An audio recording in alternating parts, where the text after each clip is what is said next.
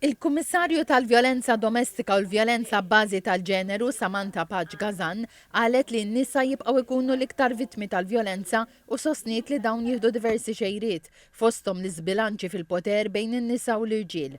Il-konferenza tafad dawl fuq kif it-teknoloġija qed tintuża l-vjolenza kontra n-nisa u tfajliet.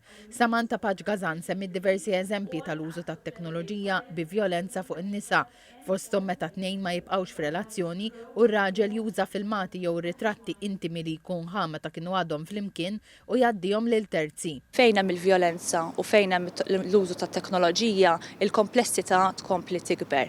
Diġà jkun hemm il-komplessità f'daw is-sitwazzjonijiet anke minħabba l-element intimu tar-relazzjoni, imma f'dan il-kuntest imbagħad ikompli jikber u jissaħħaħ l-abbuż.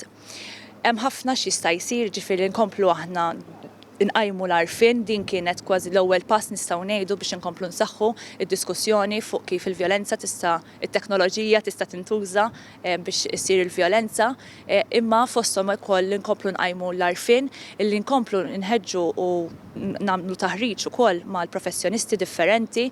Il-kellima tal-Oppożizzjoni għall-ugwaljanza drittijiet ċivili u drittijiet tat-tfal Graziella Tard Previ qalet li r-rwol tal-ġenituri u l-għalliema hu kruċjali biex jindirizzaw il-kwistjoni ta' kemm hu inaċċettabbli kull forma ta' vjolenza fuq in-nisa. Is-cyber violence għandu diversi forom li tista' tkun forma ta' hate speech jew inkella jista' jkun hemm sextortion, jista' jkun hemm revenge porn, dak li jkun qiegħed jinħeba wara il-keyboard, però nafu l-effett mbagħad l-impatt ħażin illi jkollu fuq il-vittma. Jiena aċċennajt ukoll illi ejja noqogħdu attenti wkoll illi f'dan il-każ ma naqgħux għal victim blaming.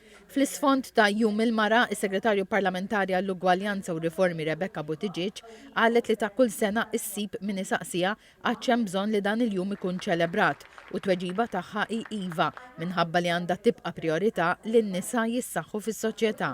Bħala gvern il-ħidma kontra l-vjolenza domestika isir matul is-sena kollha mhux biss fi 16 jum ta' attiviżmu għaldaqstant din il-konferenza qed titfa' b'dawl partikolari fuq parti fenomenu kontra l-vjolenza domestika illi isir online. Il-ħajja tagħna llum qed tkun aktar online u għaldaqstant jeħtieġ li bħala leġislaturi nħarsu lejn id-dinja diġitali sabiex nassiguraw li l-vjolenza ma ssirx hemmhekk u nkomplu nipproteġu n-nisa u l-bniet. Rebecca Buttigieg irreferit għal stħarriġ li sar fost il-Maltin u li qalet 24% tal-Maltin wieġbu li jekk mara tgħaddi l-idea tagħha fuq il-midja soċjali fuq temi li jittrattaw in-nisa trid taċċetta li jista' jkollha kummenti abbażi tal-ġeneru.